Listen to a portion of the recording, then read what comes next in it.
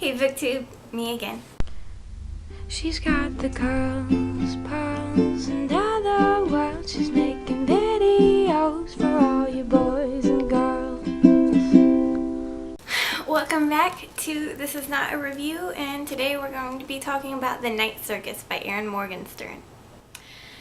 This book is so beautiful, and when I say beautiful, I truly mean like just the visuals in this book are stunning. That is really where Miss Morgenstern's talent lies, is in creating these beautiful, rich, textured visuals.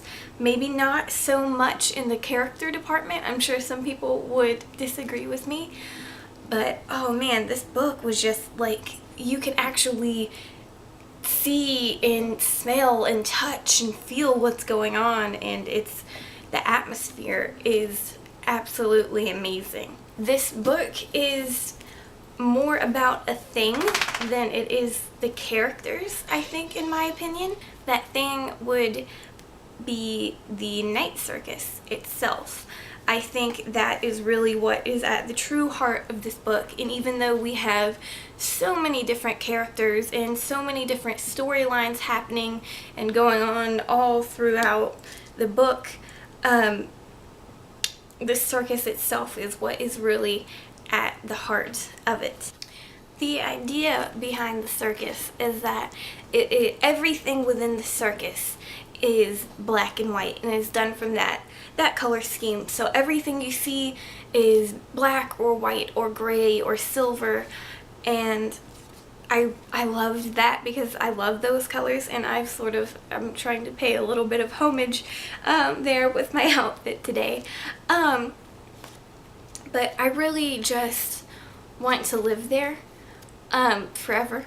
It's so beautiful, and oh my gosh, this book is sort of shrouded in mystery at all times, even to the characters. Even the characters don't know what's going on for the majority of the book, and I think that really says something about it. To me, the mystery thing that's happening was a tiny tad bit of a letdown. To me it was I thought it was going to be some big grand reveal, and to me it was sort of just a petty little thing that sort of created all this madness around it. And maybe that's what the author was actually trying to convey, and if it was, she did a good job at it. The story follows mainly two people, Marco and Celia. They are both sort of taken under two different magicians' wings. Celia's father is a magician, and Marco was an orphan who is sort of taken in, I guess you could say, by the other magician, and we know him just as Mr. A.H. for most of the book. But the book sort of focuses around this competition that the two are supposed to have, and they don't even know who their competitor is in the beginning. They don't even know each other, but their entire lives are centered around each other without even knowing it.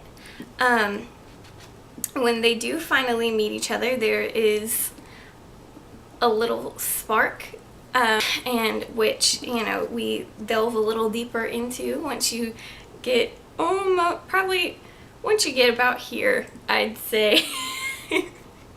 we finally see a little bit more of that. It's a very large book, and hardly any of it is plot, and which isn't a big deal to me.